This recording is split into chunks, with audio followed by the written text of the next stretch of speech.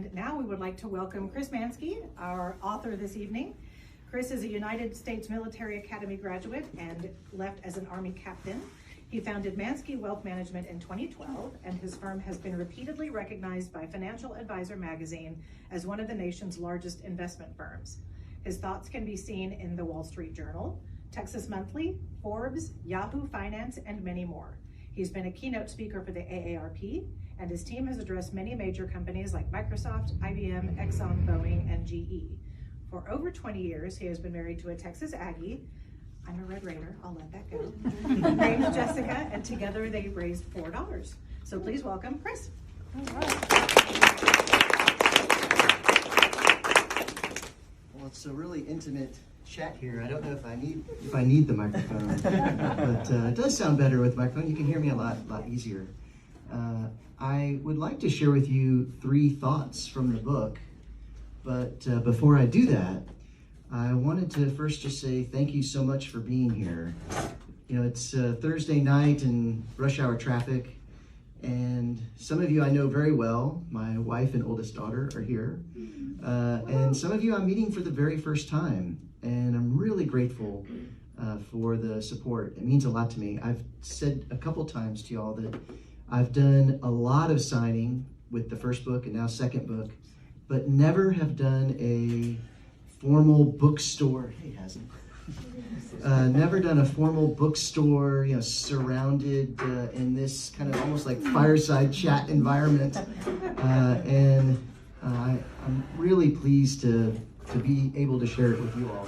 So thank you. I'm trying so hard to say thank you, and I don't know if I can say that enough. It really means a lot to me that you're here. And the other thing I wanted to mention is, after I share these 3 thoughts from the book, I'm going to open it up to questions, and I really would love it if you ask your questions, you know, about the book, about the writing process, about working with McGraw-Hill, and really just to say thank you for being here. You can ask me anything. I'm an open book, you know, as they say. But you know, I can talk to being a business owner in Houston, leading others. I can talk to transitioning from the military to the civilian sector.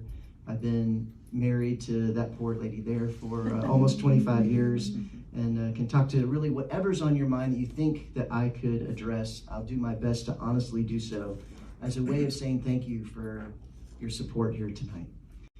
So with that, I'm going to start talking about the book.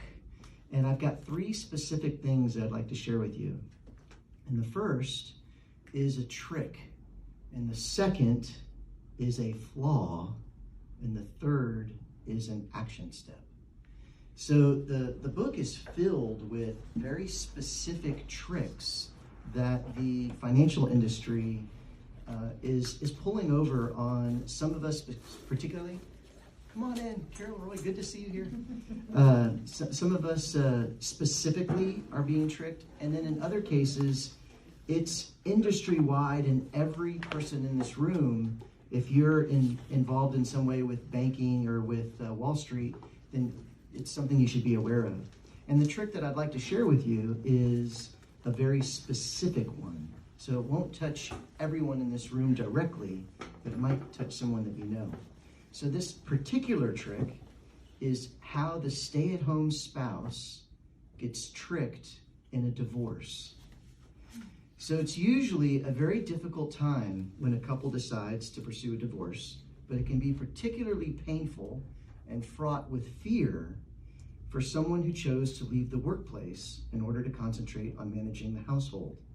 For this domestic-focused person, they have years, sometimes decades, of not earning income.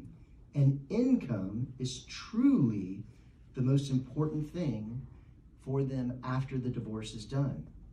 But the process does not treat income the way it's supposed to. Everything from the judge to the attorneys focuses on the asset value. And they're told, both spouses are told, what are your assets, what are they worth, and let's split them 50-50 or whatever the ratio is. And so usually the stay-at-home spouse, especially if there's children involved, is keen on staying in the home. It's very normal, it's very common. And as soon as, let's just make an example, as soon as the stay-at-home wife chooses to be in the home worth, again, just pulling this out of the air, $500,000, and the working spouse, he gets $500,000 in stocks, the trick has been pulled. It's a terrible one. So let's talk about why. Those stocks, if they're just typical, they'll pay about 15 grand a year in income. So over the next 10 years, that 500,000 worth of stock will pay 150 grand in income. But the home, although it was treated as an equal asset, 500 grand and 500 grand, it's taking income from her. And the norm would be taxes, insurance, maintenance, especially if there's a loan involved, then there's debt. And that could add up to $20,000 to $50,000 a year in real money that is sucked away to take care of the asset. These are very different things. It's a terrible trick.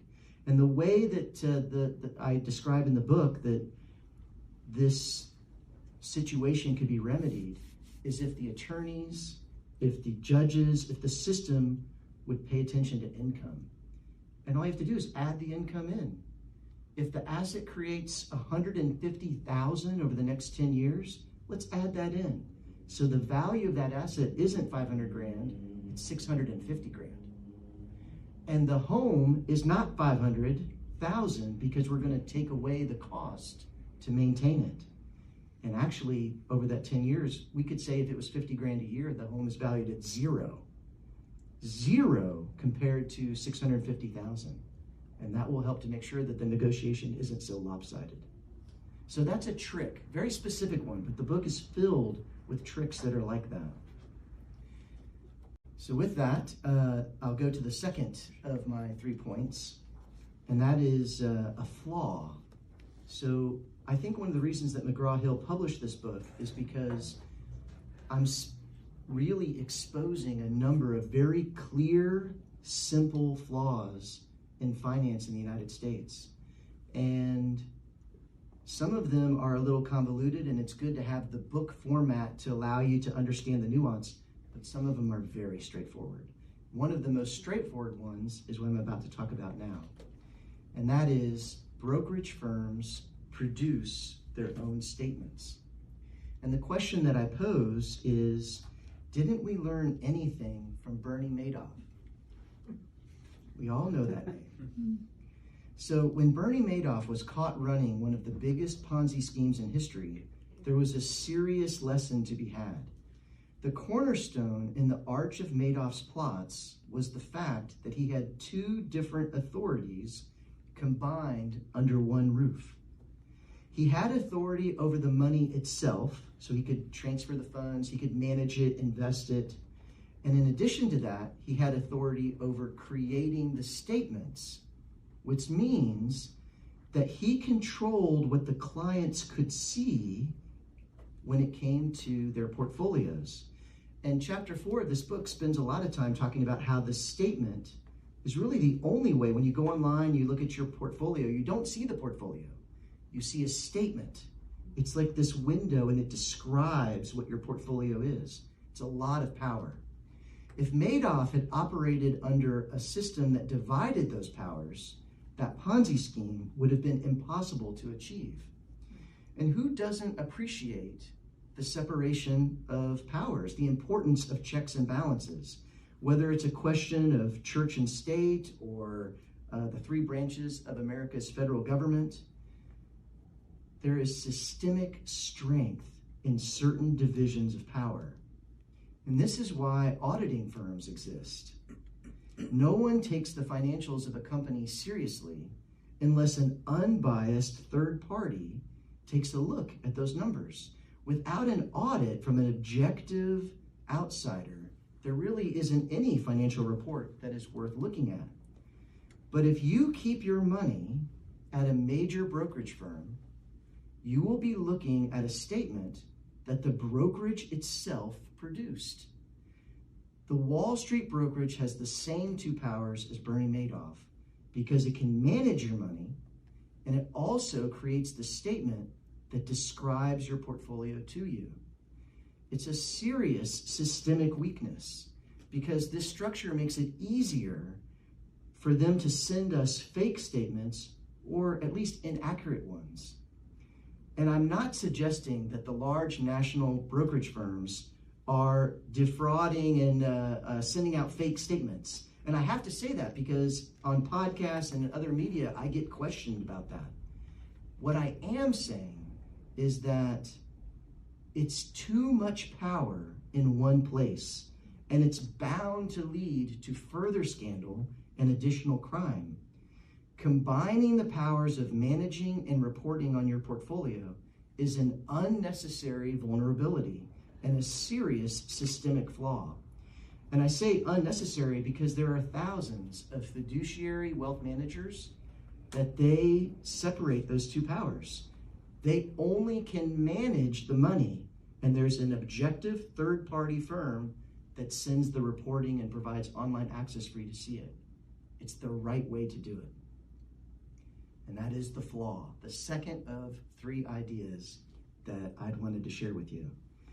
So the third idea is an action step. And the book is filled with action steps. This is just an example of one of them. But it's one that I am particularly passionate about because I think that it's important and so simple that everyone here could make sure that they're doing it. So the action step is this: never pay up front. Just want to say that again. Never pay up front. So in this book, you can read the details about how advisors in Wall Street gets paid. But no matter which compensation arrangement that you select, you don't have to be a financial expert to understand that the longer your money is in your account, the more it is doing good things for you. The sooner your money is removed from your account, the less time it has to earn interest for you or work for you in other ways. That makes the issue of timing extremely easy. Don't pay up front. So perhaps your Wall Street brokerage collects a fee once a month, or once a quarter, or twice a year. None of those are bad. What's bad is if you're paying up front. You should pay in arrears, which is the industry jargon for at the end of the period. Wall Street should do the work first and then collect its fee. It's an incredibly important client benefit because those dollars stay in your account longer. And it's an important signal from that organization that they are systemically paying attention to these details that actually truly support the reason you hired them in the first place. You hired them to help you grow your assets and take care of your financial future. When the organization is set up to earn its pay before collecting the pay, it's more likely that the firm's culture will support you and your financial goals in a meaningful way.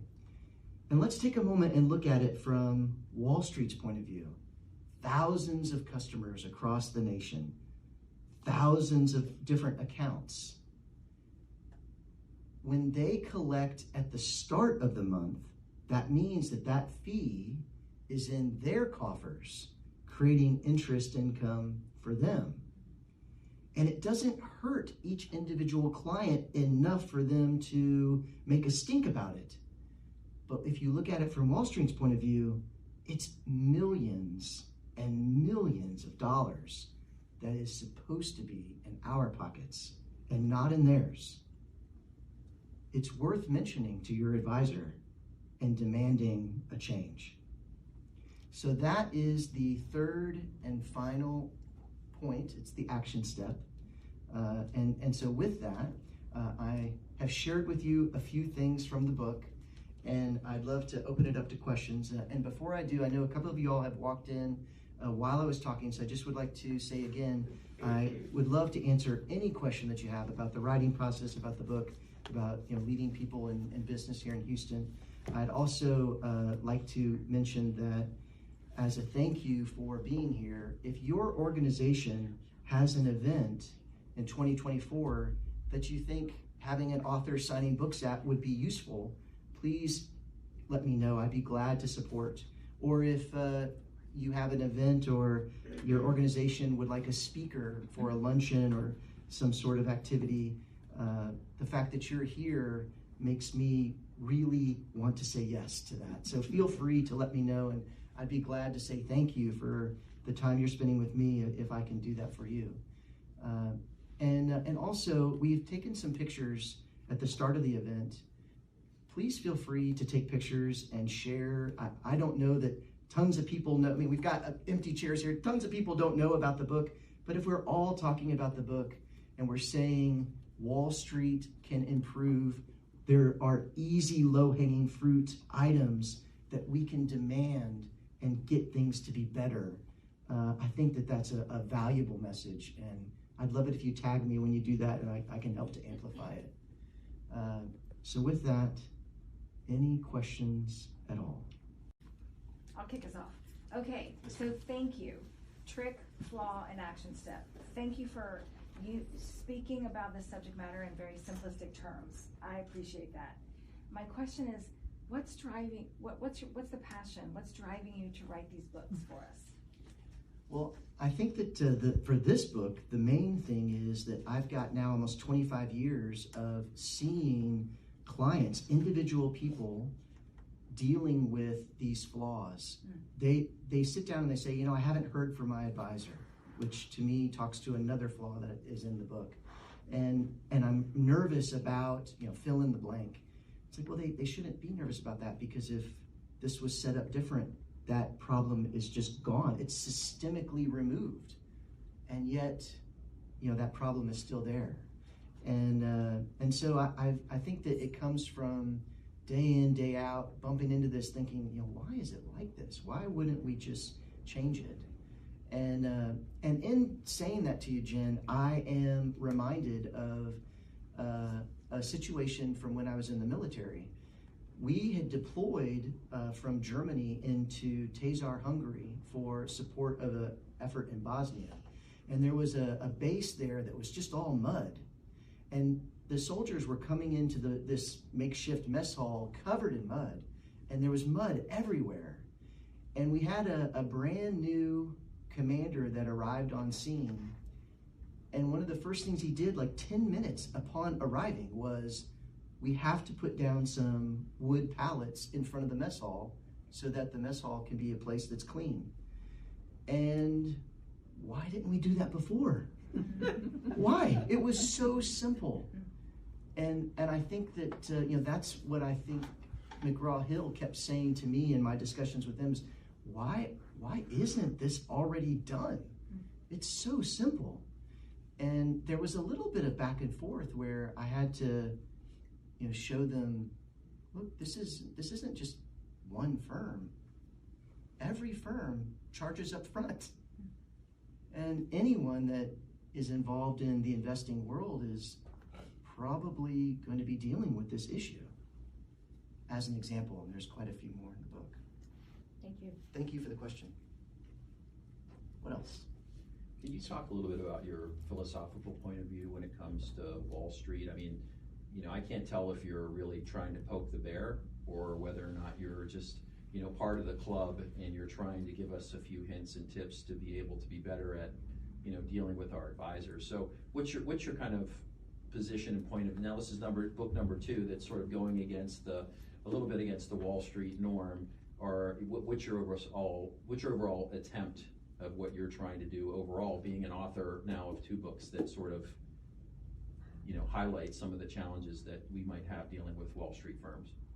Yeah, thank you for asking that. So one of the things that happened when McGraw-Hill was putting together their marketing for the book is that they compared me to Ralph Nader.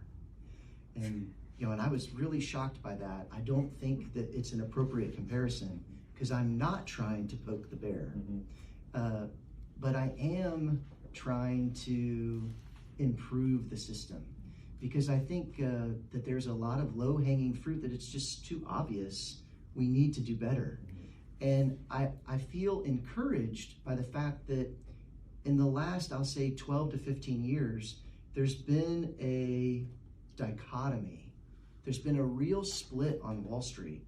And there is the brokerage as an organization, and then there are these registered investment advisors as an organization. And they're very different animals, only because the RIAs, for the most part, are working in a system where the majority of the flaws that I am describing in my book, they're not part of that. It's not that system. Those flaws don't exist. Whereas with the brokerages, I mean, it seems too hard for them to change. And there's, in the last 5 years, I wish I had the exact number, but it's very encouraging to me to see in the last 5 years the huge amount of dollars and successful money managers that have left the brokerages to come to the RIA side. And they're not doing that because they're going to make more money. I did it. I went from a big brokerage to an RIA. It's not that suddenly I was making more money, just the opposite. They're doing it because they can sleep at night knowing that they're doing something better for the clients. And not better like, oh, this is my opinion, you know, we're better service, or it's truly and clearly better, measurably better. As simple as what I'd said before, charging at the end of the period instead of at the beginning. That's easily measured. Thanks for asking. Yeah. I have a quick follow-on question. Okay. Was there ever a point in which you were taking into consideration any backlash from Wall Street kind of thing? Well, I didn't even imagine there would be any. I think I'm a small fish and nobody would care. And then about 2 months before the book launch, this kind of started to come up a bit. And so I guess I thought about it too late. The book's done, the launch is coming. You know, I didn't really consider it, and thus far, I haven't had anything bad that has occurred because of the book. But you know, maybe there's something to come. For now, I think that what I'm saying is really good for the clients, and I stand by it. I mean, there's nothing else to talk about, really. Awesome. Thank you.